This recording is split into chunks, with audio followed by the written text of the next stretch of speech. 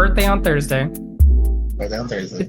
Give me a realistic birthday wish for the Clippers. Obviously, like if you had a birthday wish, it would be like them winning a championship, obviously. But let's make it realistic. Something that you wish really could happen to propel you guys to a championship contender.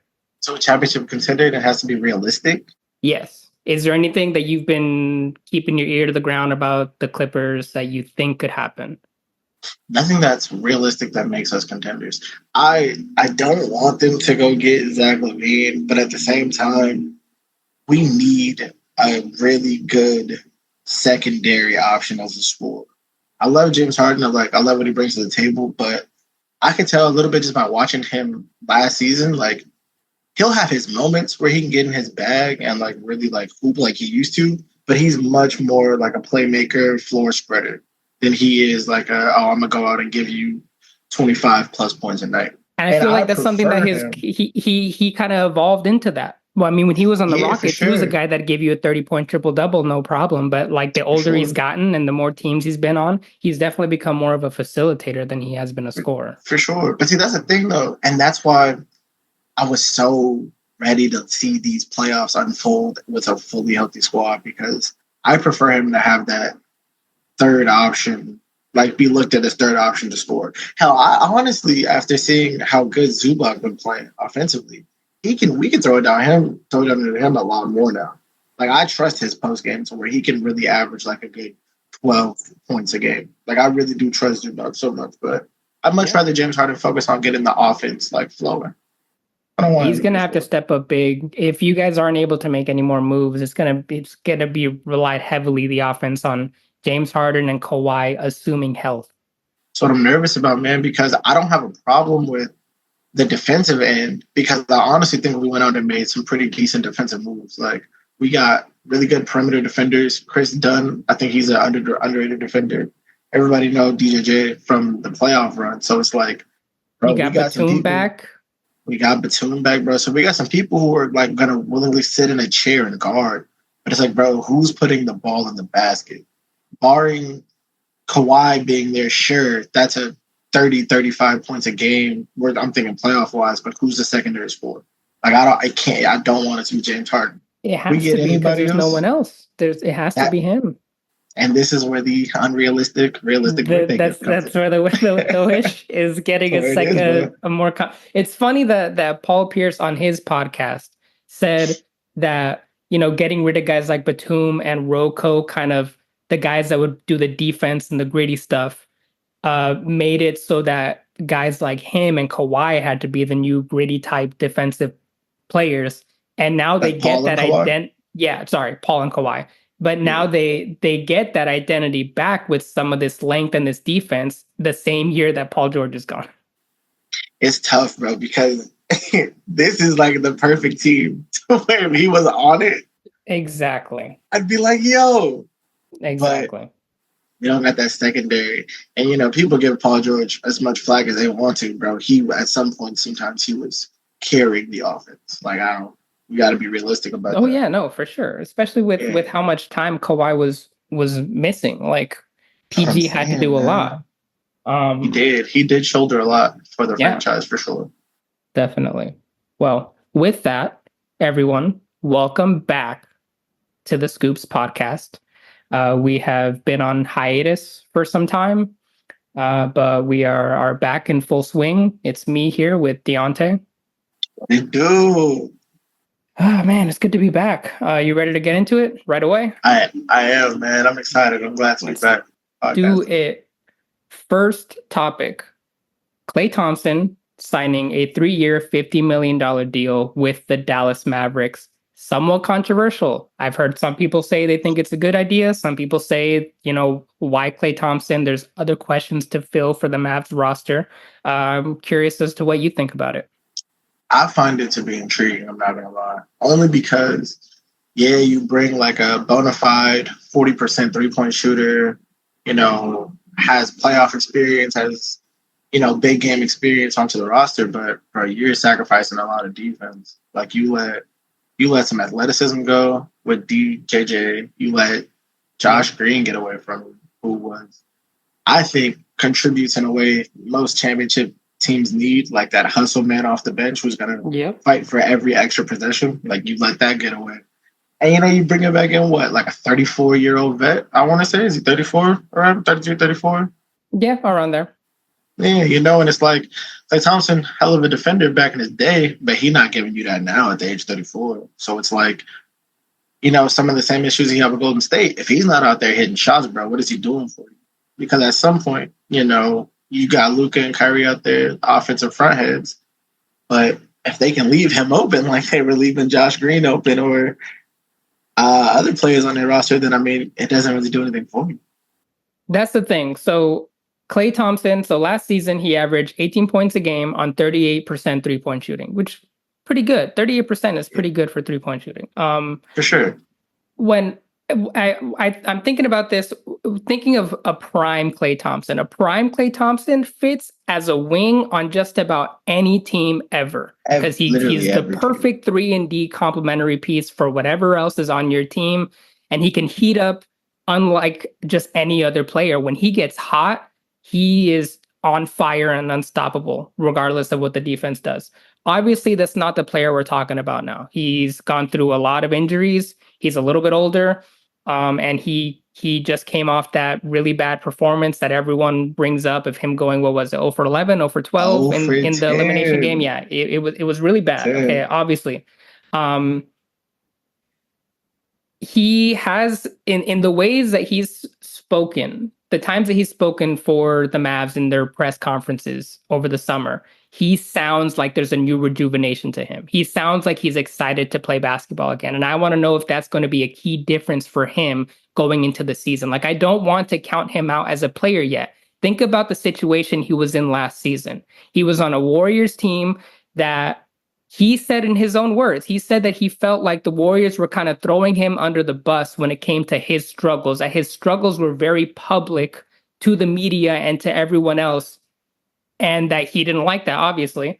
He felt like he didn't have the Warriors backing behind him, and he said he felt like he wasn't enjoying it. If you're not enjoying what you're doing, if you're not enjoying your job, you're not going to perform well, okay? He's on this new team, a new roster. He's got arguably the best player in basketball, or at least top 3, in Luka. Top 3 for sure, hands down. Someone that is going to find him in his spots, okay? And let's think about the difference that Klay Thompson brings to this team. Think fast break Dallas Mavericks, okay? What was the lineup before? It was Derrick Jones Jr., PJ Washington, Derek Lively. 3 long athletes who are more comfortable running to the rim than spacing out for 3. Yeah. Now you throw in Klay Thompson. And let's remember that even in his prime, Klay Thompson he's always been streaky. There's days where even a prime Klay Thompson didn't shoot well. It happened. He's always been a streaky player, and then he'll bounce back in a game 6 and just go nuts, right? That's kind of how Klay is. He's hot one day and he's not the other, and you live with it. Why? Because he's one of the best shooters that we've ever seen in basketball. So you live with the good and the bad. See, the only thing, and I agree with what you're saying, but the only thing about that is I feel like the prime version of Klay Thompson, one major thing that you can always say, especially when it came to Klay and his game, is his confidence was never shot. I feel like after this past season, though, on Golden State, like, you could see, and I don't know if it was a mixture between the element that he was in, like if he knew he was kind of being scapegoated, and, with him having his struggles on the floor. Mm-hmm. But you could just see there were some moments of time where Klay Thompson was just not evidently like there. Like, he was there physically, but mentally he was out of the game. And I don't know if some of that. Yeah, but see, and I don't know if some of that now carries over to next season where he has to get acclimated with a new team. He's used to the Warriors offense, which is the most advanced offense, I think, in modern NBA history. And now he has to, kind of go back to a dumbed down version of, high screen pick and roll basketball with Luka and the big, and, you're moving from corner to corner, wing to corner, things like that. Like, he has to get acclimated with everything that's so new. I don't know, man. I mean, I think it's a good fit, but I don't think it makes them any higher on the contender list than their previous team. We'll get to the end on whether we think they're better off now than they were last season. But really quick, I think back to what I was saying about the fast break. Now you have a guy that is not running to the rim. He is very comfortable spreading out the defense, running to a wing or running to a corner, allowing for more space for Luka and Kyrie. Like we were saying, like everyone was saying at the end or in the NBA Finals, what was Dallas missing? 3-point shooting. And hopefully, if we're getting a good version of Klay Thompson next season, that's the gap he's going to fill for them. The biggest question is going to be obviously his defense. He is not the same defender that he was before these injuries. We all know this. The quality of defense that he's going to be able to play next season is up in the air. Derrick Jones Jr., like he was a big part of their defensive presence. So we'll see what Klay can do. I do personally think that it is a bump for them in the positive when it comes to offense, because the one glaring thing for me was the lack of 3-point shooting, and you're adding Klay Thompson. So let's see what he can do before we start saying, oh, this is a bad fit. Let's see. All right. He's coming now as the third option. Like he was the second option for Golden State last season. And now who's the option? Yeah. Who's the option besides Steph? Like it was a mishmash of players, and Klay Thompson was the best name on there. Yeah. Yeah. So now he's the set third option for Dallas behind Luka and Kyrie, a little less pressure. It's just, and you were talking about the Warriors offense as beautiful and advanced it is. I think that Dallas is it's going to be as simple as Klay, get to your spots, Luka will find you. Like it's going to be that simple. And if you can simplify that for Klay Thompson, I feel like Klay Thompson is just going to be like, all right, give me the ball, let me shoot. Yeah, I mean, I definitely think, and going back to what you mentioned about the fast breaks, I think having the floor being open and as spaced out as much as possible for Luka and Kyrie in transition, I mean, that's just gonna look nice because both of them can do either or. They can pull up on a dime if they need to for a 3-point shot in transition. They can get to the rim if they need to. Both of them honestly can turn around into post game if it really turns into like a 4-on-3. If somebody try to come, trap on the break. There's a lot offensively that it unlocks for Dallas for sure. If everything goes the way we assume it will, like if he still continues to shoot, 37+% from the 3-point line. I do think shot last year. Oh yeah, see, so yeah, almost in the land of the 40s. So yeah, I mean, if he continues to hit it like that, at a high caliber, I mean, it can be really nice. It really can be. But I'm assuming that you think that they are worse off as a roster this season than they were last season. I hate to be that guy, but I only say that because of the defensive end. I feel like, and everybody who really watches basketball, they pay attention to it. You can tell when a team loses key components on the defensive end. Like it changes the dynamic of the team. Mm-hmm. And I feel like a large part of Dallas making it to the finals, where not a lot of people thought they were going to make it that far, came from that defensive side. Like PJ Washington came in and he turned into like a plus defender. I truly think after this last playoff series that we watched, DJJ might be a top 5, top 10 defender in the league for sure. I feel like might not even be hard to say. And then again, you also lose that guy that comes in and just hustles, hustle over skill set, hustle over whatever. And Josh Green, you lose that off your team. I mean, I don't know. Like you said, man, we'll have to see it work. You can't deny it until you see it first. So, I'll hold back on that for now. I think you're that opinion about defense and about the Mavericks roster. I think you're in the majority here. I feel like that's what I've been seeing mostly is people thinking that they're not as good as they were last season. I think I am a half glass full, even if it's to my own detriment type of person, where I'm like, all right, let's give them a chance. See, because it's not just Klay. They got Quentin Grimes. They got Najee Marshall. They got rid of Tim Hardaway Jr. I love Tim Hardaway Jr. in the Knicks, okay? But for the last couple of years for the Mavericks, he has not shown up, and he did not show up in the finals. Replacing him with the Quentin Grimes, who I've personally been a fan of. I know he's had his ups and downs in his career. But now we're putting these guys, we're putting Najee, we're putting Quentin, we're putting these guys on a team that just went to the finals. Let's see what they can do now that they're on a playoff, a championship contending team. Let's see what these guys can do now. Let's see what Klay Thompson can do in this new setting on the team that just went to the finals. Because I feel like these guys are going to be hyped to go out there and try and get this team back to where they went last season. I definitely feel like they will because, like you said, how about the majority of everybody saying the team got worse because of the defensive side? I mean, they're hearing that too. Like, it's not like, that's just going, over their heads. So I feel like they are going to be real hyped. One person you did mention, though, which I completely forgot was on the roster. I would like to see Quentin Grimes kind of hoop, bro. Like, Quentin Grimes is a bucket, man. And he's another guy that gets hot. Yeah, man. Fast. Like, he can really become a bucket. He's like that mold of like the Malik Monks, bro. And it's like, I can never really I can never read those type of players, but yeah, when they're just pure hoopers, like, offensive scheme, whatever it might be, yo, bro, just give me the ball. Like, I'm gonna get a bucket.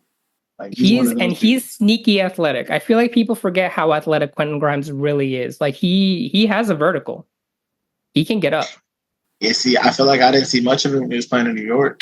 Yeah. Or at least I forgot. I don't remember. Yeah. It will be interesting to see how the Mavs, because the changes are very visible, but I feel like they're still like around where they were last season. Like, and that's extra tough because so many teams around the league have gotten so much better this offseason, especially a team that they're going to see in the playoffs, most likely in OKC. Yeah, I think, and it's very funny you mentioned that because I was thinking about like how tough the Western Conference is going to be again this year. I don't know. I just think if they come in and do what they always do, what they try to always do, and have like a high powered offense, I think it'll work out. I agree with that. All right, moving on in topic to something a little bit more relevant right now, considering they just had a game. Team USA beating Germany by 4 points today, 92-88. I'm not sure if you caught the game. I was able to watch it, and it was a tough fought game. Germany hung in there the entire time. There were times that USA split away by maybe like 10 points or so, but Germany came. Franz Wagner. Who else? Dennis Schroeder, Mo Wagner, like they were fighting hard. Daniel Tice.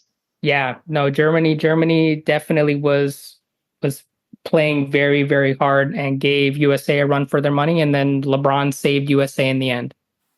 It's really interesting. I was able to catch the game earlier today. I think I might have missed a little bit of like the second and beginning of third quarter, but I was able to catch at least the first quarter, and I just like how they came out with a sense of like urgency, because it's like, yeah, after the last game, the South Sudan game, it's like, okay, hold on, guys, like, we got to make sure that we're going to compete, because it's not like the rest of the world isn't good at basketball. Like, people are taking steps and becoming really good, and you got to think they have the continuity down because they're playing with each other a lot more versus you guys getting put together for a few weeks. Yeah, and playing against each other most of the time. Yeah, exactly. So you're not used to the tendencies, and you can tell with the team, man. Like, they're not used to the tendencies of one another. But coming out and playing against some of these teams who practice year in and year out, you can get beat. That's what gets pointed out most from Team USA compared to the rest of the world. The rest of the world, their biggest priority when they're teaching their team and a team, as you said, they have been playing together for a very, very long time. The biggest thing is chemistry, moving the ball, moving your bodies, knowing where everyone's going to be, second nature, because you do it so much. Versus Team USA, it's very about the player that is in front of them. It's about them. It's about LeBron James. It's about Stephen Curry. It's about these big time players, the best players in the world, and them doing what they can on their own for the most part, carrying the team. Because it really was LeBron that saved them in the last two games. Let's look at the scores for these 5 exhibition games. Canada, they won 86-72. Serbia, they won. It was Australia second. They won 98-92. And just side note, Patty Mills is one of my favorite Olympic players. Olympic Patty Mills is a different beast and someone that I love watching play. I don't like Patty Mills play like that in the NBA, bro. Like, forget what the coaches tell you. Go out there and start taking a bunch of pull-up middies. I want to watch that. His jumper is as smooth as anyone else's. You would love to, man, but we wish you could play like that. Yeah. Serbia was their biggest game, the biggest score difference, 105-79. Beating Serbia. They did a really good job playing against Jokic. South Sudan, they won by 1 point, 101-100, thanks to the heroics of LeBron. And then Germany, they won by 4 points. Same thing, thanks to the heroics of LeBron. And some of these games, they came out kind of slow. It's shooting wise. I feel like the shooting hasn't really been there for them. The chemistry, obviously. A lot of turnovers, a lot of just sloppy basketball that everyone's saying, all right, they'll pick it up. They'll pick it up in time. It's like, okay, well, I want to see it. I feel like the problems are a little bit more than chemistry right now. I feel like the problems are we have an injured Joel Embiid starting at the 5, and then we have a 39-year-old LeBron out there. Like, I feel like Steve Kerr needs to be doing a better job of who is playing at what times and what defenders are out there, not just what names are out there. Well, I'll put you in on a little note here. I don't know if you know any Warriors fans, but all the Warriors fans that I know have said for multiple years now that Steve Kerr is a bad coach. Like, he's not the best X and O's guy. And when it comes to rotation, like, he doesn't know when to rotate his players. So we've seen over the course of the last few games, like, the starting lineup, I really don't know why Joel Embiid remains in the starting lineup. And it's evident that he's, I don't want to say a problem because that sounds harsh, but he's a problem in the starting lineup. It's evident. Like you said, he's hurt, and you can tell. Because his leg is still bandaged up. Like, his leg is still twice the size of his other leg from padding. Like, you can see that he's still on one leg. Like, I understand the idea. Start him for a couple minutes, bring in AD as quick as you can. But it's like, at that point, AD is playing so much better. Everyone is saying, just start Anthony Davis already. Well, I will say, at least when it comes down to the minutes that matter, which is the late in the third quarter and then late in the fourth quarter, like from that 8 to 7 minute mark going down in the fourth quarter, Steve Kerr knows if Joel really if he doesn't have it going, okay, we're putting AD in. Yeah. But like, we're getting Bam in. Like, we're getting the two defensive anchors, which are the incredible monsters with each other. Oh my goodness, bro. It's just it's length, athleticism, and IQ. They're two very smart defenders too, and they work very well with each other. Seeing them play next to each other really shows me that one of them have been robbed for Defensive Player of the Year award. Yeah. One of them have. I don't know which one. That's up for debate, but one of them robbed. Yeah. And a healthy Joel Embiid is the starting 5. Okay, I don't want to take anything away from Joel. Like, I'm not saying Joel doesn't deserve it. If he was healthy, put him in have him start. I can understand it. The dude's a former MVP. He's an amazing basketball player. When he's at his best, arguably the best big man in basketball. Arguably, both ends of the floor, he is great. But he's not himself right now, and I feel like it's just everyone walking on eggshells around him when it should really be, hey, Joel, you're going to get your minutes, just a few of them off the bench because you're hurt. And you would think he would want that. I mean, you get to still be a part of the team. You get to still be a part of Team USA. You help the team out. You guys are going to be a lot more dominant from the jump because Anthony Davis is out there. And then, I mean, too, bro, you kind of get to, like, rest and heal the injury a bit more. Like, we're only going to play you so many minutes, man. Like, it's good for you coming up for next season, too. It is a win-win in my eyes. So you mentioned the starting lineup. In your opinion, what do you think the best starting lineup would be for Team USA? So these are all players on the roster. I'm eligible to include KD? Yes, KD's healthy. I personally think the starting lineup should be That's tough. I think it should be Curry. I think Curry, Holiday.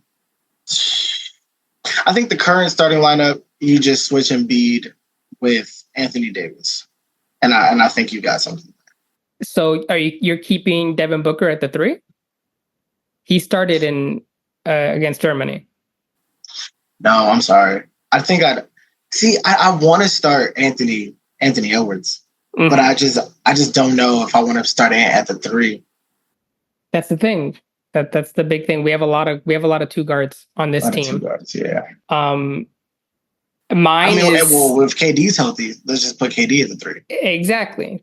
You just said my lineup. It's Steph, Drew Holiday, KD, LeBron, and Anthony Davis. Yeah, I think I feel like that's probably you have your best perimeter defender and your best post defender in that lineup, surrounded by your 3 biggest stars, one of which is carrying you in the 4th, one of which is the best shooter of all time, and the other is Kevin Durant. Like I think that's your best rounded 5 you're gonna have to start. Hear me out though. Would you be intrigued in switching Curry out for Anthony Edwards? So then you have Drew Holiday at the 1, you have Anthony Edwards at the 2, you have KD at the 3. I feel like Steph has proven his importance, especially when he heats up. When he heats up, he is able to help USA separate. And I think they need that. They've been struggling with separating themselves from these teams. They did it a few times at the beginning. They did it with Serbia, but a lot of these games have been close. And you need a guy like that to heat up and help separate you. I mean, let's be honest though. The games have been close, but I feel like the games have been close more so because points off of turnovers. Like, I don't have any statistics in front of me, but I just feel like we average, I think, roughly 15 turnovers a game. Oh no, there's a ton of TOs. Right? But I'm saying Steph's marksmanship can be one of the big factors that helps counteract that. Mm-hmm. And I feel like Anthony Edwards is a really big ISO player. Someone who I would feel more comfortable coming off the bench and getting his buckets than in the starting lineup, especially if we have a guy like KD out there. We have guys that can go and get their own buckets one-on-one. Their own shots. And Anthony can come off the bench and just dunk on someone. You know what's amazing is that neither one of us mentioned Jason Tatum, which coming into seeing the Team USA roster, I really thought Tatum would be fighting for a starting spot. And I don't know if it's just a little championship fatigue, like, I don't know what it is, but I feel like Tatum just hasn't looked like it so recently. Yeah, I mean, I feel like he's someone that, I mean, he plays the 4 position for the most part. He'll play the 3 if you need him to, but he's playing the 4 much in a very similar way that LeBron. These are just threes that have been slid down to the 4 to create more space. And since you have LeBron out there already doing that, might as well bring Tatum off to do it off the bench when LeBron isn't there. Yeah, I mean, that's fair. I don't know. I really thought Tatum was, after like seeing him on previous teams, I thought I'd see Tatum be more so that guy like, hey, I know Bron's here, but like this kind of my ish, you know what I'm saying? Yeah. Like, I don't know why I got that vibe from Tatum. And like I said, maybe it's just championship fatigue. Like bro's tired. Like let's not forget, they did just play a full season. He played an entire postseason, you know. And I think he's also somewhat aware that this is a farewell tour. This is LeBron's last Olympic. I would say it's for the big 3 because KD, LeBron, and Steph. Yeah, this is most likely their last Olympics. So I think it's giving them the spotlight. And even the starting role for LeBron, like that makes sense in every way. My thing, I have 2 things about the starting lineup though. My first thought when I saw this roster was, imagine a lineup. Okay, it's spacing be damned. Imagine a lineup of LeBron running point guard. Okay, LeBron, KD, Tatum, Anthony Davis, Joel Embiid. It's a team of dudes where your smallest player is 6'9". I'm just that's the most Monstar USA type lineup I can possibly think of. I mean, we say spacing be damned. The only person who can't extend his jumper is AD, though, right? Everybody else can consistently knock down a jump shot. Yeah, no, I for sure. But people are gonna like, they're not shooting like they're better shooters on the team, but no, for sure. But it's a team where you have 6'10" KD or 6'10" Tatum at the three and 6'11" KD playing your shooting guard. Like that's just a fun that's a fun team to think about. It's hilarious to think that they could have thrown a lineup out like that. Nobody's chasing around the smaller guards though. Yeah, I know that there's problems. Obviously, there are problems for that team. But the positive is who's the point guard guarding LeBron? Yeah, let's throw him in the post. I saw because they could do that if they wanted to. Like, bro, it's like what he just did today against Dennis Schroeder. It's the exactly. Another note that I would like to make that will segue into the last thing I want to talk about for Team USA is adding Derek White to this team is adding the best defensive backcourt in the NBA today to Team USA in Holiday and Derek White. Like those two guys defensively they just harass people. And I like the addition of Derek White. I think it gives them another important perimeter defender because these Olympic teams have some pretty talented guards out there that need to be handled. And Derek White and Drew Holiday are guys that can do that for you. Yeah. I mean, I think, having both of them out there potentially as your point of attack defenders, it's just harassment the entire way up the floor. I mean, it's Drew Holiday by himself. I mean, obviously we've seen it, with the Boston Celtics because they both play for the Celtics, but no, man, it's amazing. I think I'm kind of glad they didn't go with Jaylen Brown. Not to say anything against Jaylen Brown, but I just think like we already kind of have our ISO heavy, like kind of black holes, if you will, like ball players. So we got Edwards, we got Tatum. I don't think we needed another person like that coming off the bench because it's not like you join the team and you start. So you're going to be in the rotation with those handed guys. And then at that point, it's like you're going to want your possessions where you get the ball, isolation or score. Anthony Edwards is going to get the ball for isolation scoring. Jason Tatum is too. I don't know. I feel like there wouldn't be no continuity within the offense to get the ball moving. So exactly. I don't mind it. That's the thing. It's like Jaylen Brown can argue all the live long day that he can do anything Derek White can do. And for the most part, I think he's right. He's a very good two-way player himself. But why try and pigeonhole Jaylen Brown into a role player position when you can get his teammate who is arguably one of the best role players in the NBA today? Like he is a borderline all-star. Like the guy can give you 20 wall locking up the other team's best perimeter player. Like there aren't a lot of guys that can do that in the NBA today. In my personal opinion, he's the best role player. But that again defines. I wouldn't argue that. Yeah, like that again defines who we all suggest are role players in the league. But from the people who I suggest are role players, he's no further than two. Like I think he's the best by far. But I mean, someone that I throw out there as well is Aaron Gordon, a lot of which is because of the fit. And I think Derek White's fit with Boston and with Drew Holiday and with that team, it fits great. Aaron Gordon fits very well next to Jokic. The high-low they do in the dunker spot is as close to unstoppable as you can get when they're clicking with each other. But I agree with you personally. I do think Derek White is the best role player in basketball. I think by far. I think Aaron Gordon makes it close, but I think by far it's Derek White. I brought it to Derek White because I wanted to ask you, as a Clipper fan, how do you feel about Derek White replacing Kawhi Leonard on this roster? I mean, what was your first initial reaction to hearing that? Just hearing that Kawhi wasn't going to stay? To hearing that he was gone and then hearing that Derek White replaced them. Those two pieces of news.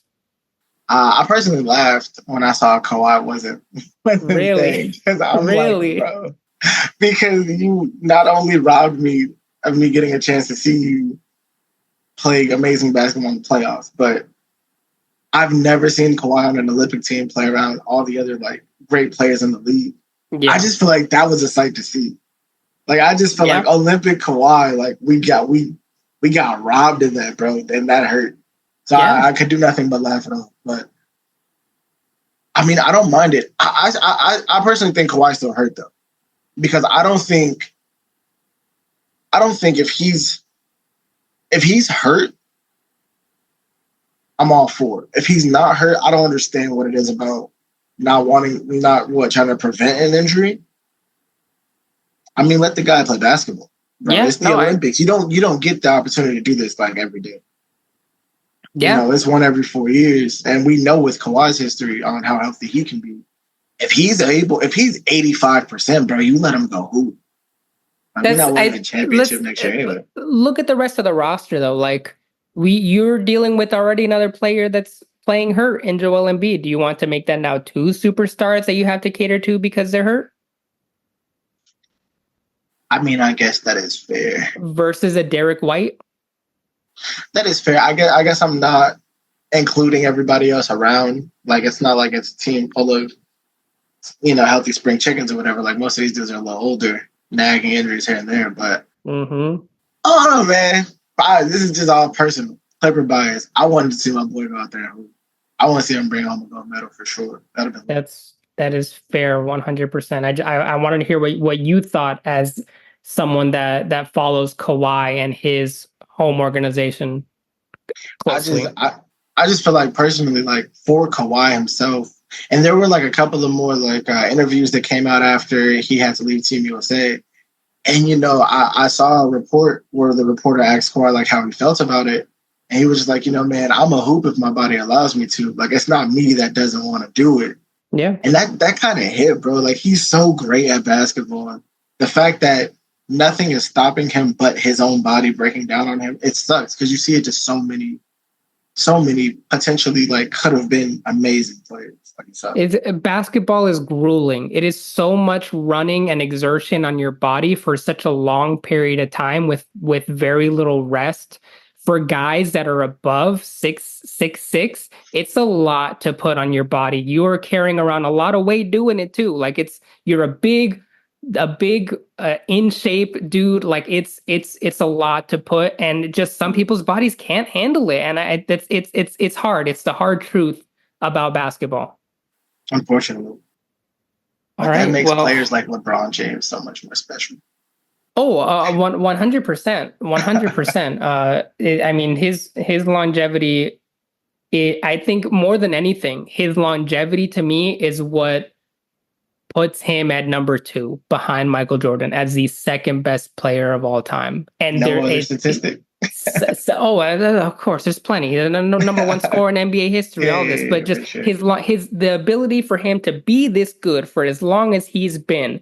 When I think about the peak of Michael Jordan makes him the number 1 basketball player to ever play basketball. And the longevity of LeBron James makes him the number 2 basketball player, because those 2 points of people's careers get argued about all the time. All right, are we talking about his career? Or are we talking about when he was in his prime? All right, well, there you go. The top 2 guys. One is the best basketball player God's green earth has ever seen. And number 2 is the guy who has done it for 20 plus years. For so long, man. For so long at such an elite level, bro. It's insane to see. Like, we'll never see it again.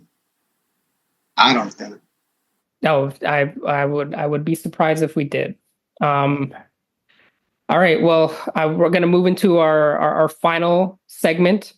A little draft that we're going to do at the end of this podcast. We're going to draft a starting 5 of the last 10 most improved players, not including Giannis Antetokounmpo, because I felt that Giannis would be whoever got Giannis as that first pick, because he's the best player on this list, wins this whole thing because no one's going to be able to stop him. It's a cheat code, man. Exactly. I'm going to read the last 10 most improved players off. So it's Tyrese Maxey, Lauri Markkanen, John Morant, Julius Randle, Brandon Ingram, Pascal Siakam, Victor Oladipo, CJ McCollum, Jimmy Butler, and Goran Dragic. So I'm talking about these players at their peak, not right now. So these players as at the best point that you can think of them. That's who you're drafting to this team. And we flipped a coin before the podcast started, and Deionte, you have the first pick. Alrighty then, with the first pick for my team, I'm gonna have to go ahead and take Ja Morant off the board. Really? I think best player on the list. The best player on the list? You left who I think is the best player on the list. I'm interested to see who you think is the best player on the list. With the game, with any important game on the line, and I'm looking at this list of 10 players, give me Jimmy, I'm him, Butler. Oh, I mean, yeah, Jimmy's amazing, but I just think best player on the list is Ja. Yeah, okay, sure. Talent-wise and all that, Ja is as talented a player as you can come across on this list. But I'm talking about give me the ball, and anyone on this list, put them on me and watch me kill them 11-0. It's Jimmy Butler. I think he might have that best. I guess that killer mentality. Yeah, that I'm an ISO ball. I'm gonna give me the dog any day. Time. I respect that. But I've also seen Ja kill anybody in front of him too, in playoff moments. For sure. Ja is not someone to be messed around with. All right, who's your second pick? So with my second pick, I'm gonna make sure we get some size since we're building to win a really good. I'm gonna go ahead and get Lowry off the board. I hate you. You know that? Yeah. Laurie's one of my favorite players to watch, and you took him from me. He's great, bro. He's really good. That year with the Cavs was amazing. Yeah, I love watching Laurie. He's a tough person to match up with his size and speed and his ability to shoot. The number one catch and shoot player in basketball last year. Oh, I didn't even know that, but that makes so much sense though. Catch and shoot threes, he was the best. For my second pick, give me one of the fastest men on earth with the basketball in his hands, Tyrese Maxey. That's a great pick. He has really come into his own, and I another guy that I'd really, really like watching play. That's a beautiful pick. Tyrese Maxey, man. Shout out to Paul George, you will be missed. Tyrese Maxey is the reason why I believe that team can actually make a very far push in the Eastern Conference.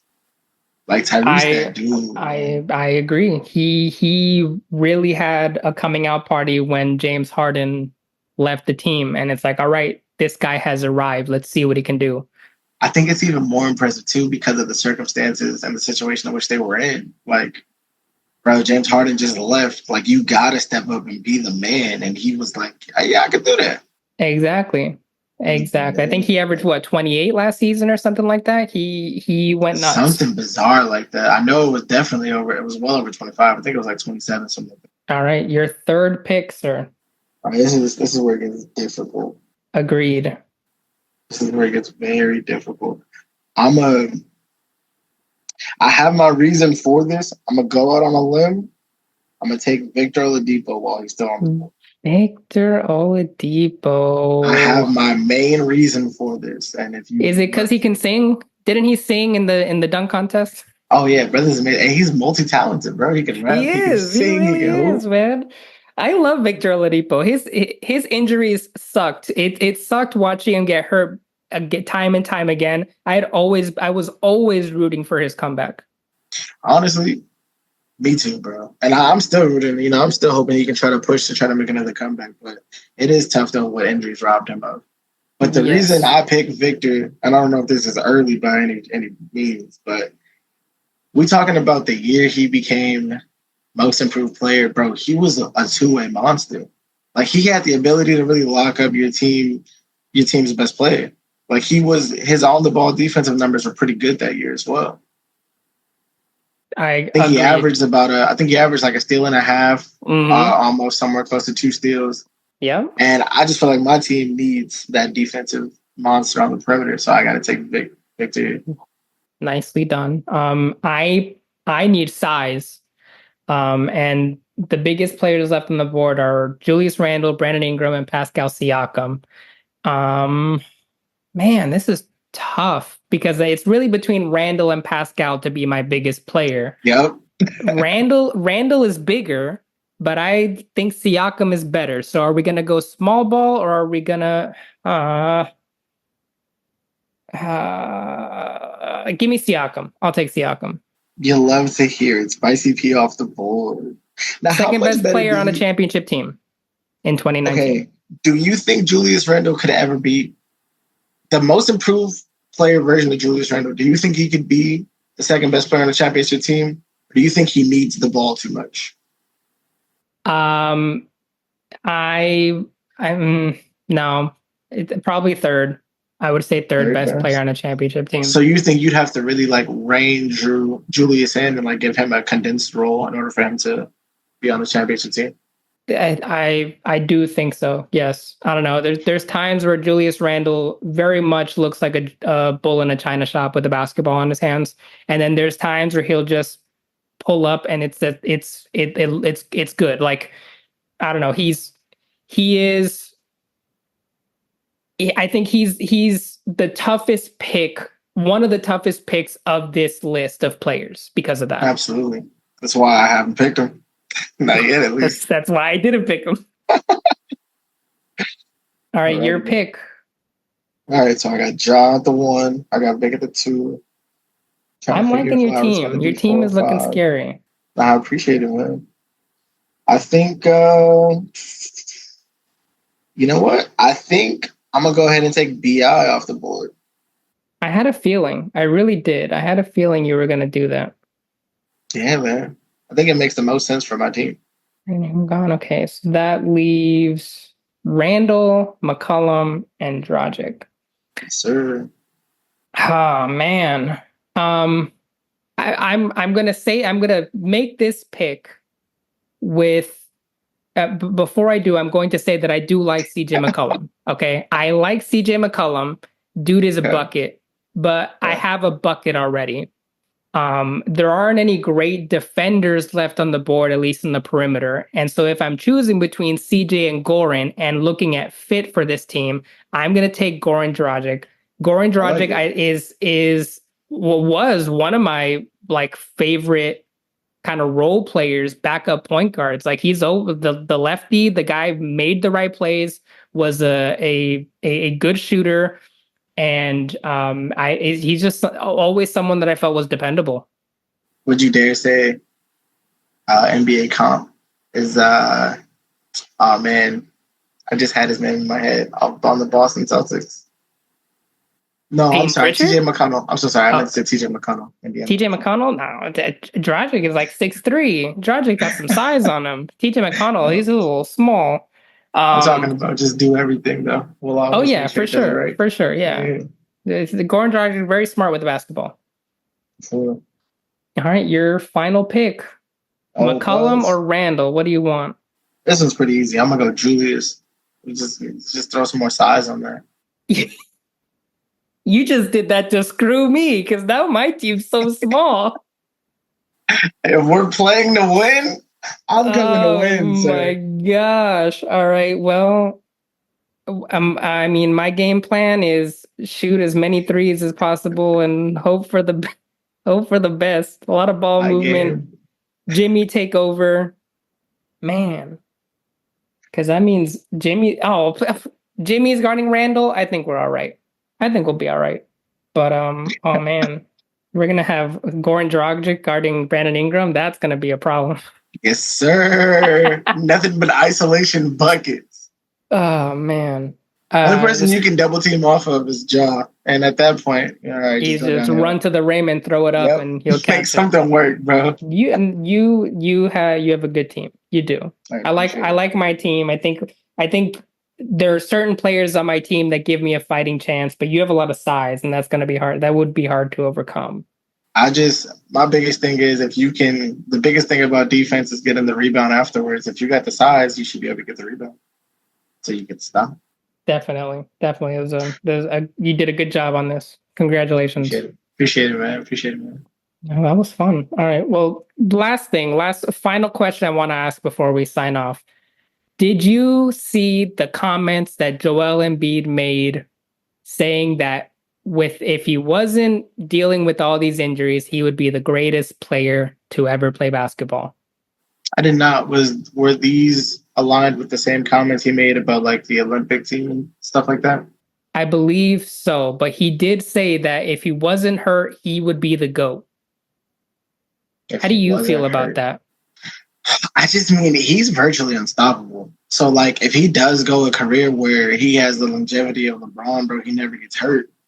He legit does have guard skills at like 7 foot, Shaq size dominance in the paint. Like it is scary. Like he definitely has the potential to be the best ever. Talent wise, he is one of the most talented 7-footers to have ever played in the NBA. There's no arguing that. The dude is talented on both ends of the floor, high IQ. Blame it on his franchise, blame it on his injuries, blame it on whatever you want to. The guy hasn't gotten to the conference finals, has he? He's not. So, I mean, like... No, yeah, he hasn't gotten to the conference finals. You can point the fingers all you want. The greats get somewhere. At some point, they get somewhere. He hasn't gotten somewhere. And he didn't just say, I'm the best player in the NBA now. He didn't say, I'm the best player in the NBA the last 10 years. He said he could have been the best player ever if it wasn't for injuries. That means players like Michael Jordan, Magic Johnson, Kareem Abdul-Jabbar, Hakeem Olajuwon, Wilt Chamberlain. I mean, just so many greats. He's saying he's better than. And I get you have to have that mentality as an athlete and as a basketball player. You have to think that you're the best, that no one can beat you. Like, I get that. That's a mentality. But that's also delirium. I mean, I think to be the best, though, like you said, bro, you gotta be a little delirious. You know, you got to be a little delusional. You know, you got to be able to think you can. But I also think he excels off of a time where the big man can actually step outside of the paint and play like a guard too. Because we'll never know if some of the other great big men to play the game had guard skills. I mean, they weren't given a chance to show that they could stretch the floor and shoot or bring the ball up like the point guard. So. And then let's inverse that. Could Joel Embiid handle the physicality of the bigs that were playing in the 80s and 90s? He can't handle the physicality now. His body's breaking down. Well, I think if we're talking completely healthy Joel, yes. Sure. If we're talking completely healthy, I think so. Because he's he's dang near as big as Shaq was to a certain degree. Yeah. Like. No, I'm talking about his body, his real life body, not no injury, Joel. I'm talking about his body. He can't handle it now. How's he going to handle the heat from the 80s? That is fair. It's a lot rougher. I think he can do it though. I'm not gonna lie, I really do. Well, like any GOAT discussion, it will be up for debate until the end of time. The barbershop. But my personal opinion is no. Sorry, Joel. There is a long list of players who I think, even if you were healthy your entire career, are better than you. Wouldn't go top 10? No injuries? Top 10, no injuries. We will save for another podcast. You love to hear it. That's a great idea. Thank you everyone for listening to the Scoops podcast. It's really good to be back, and tune in next time. Welcome back, Scoops. Oops. Yes, sir.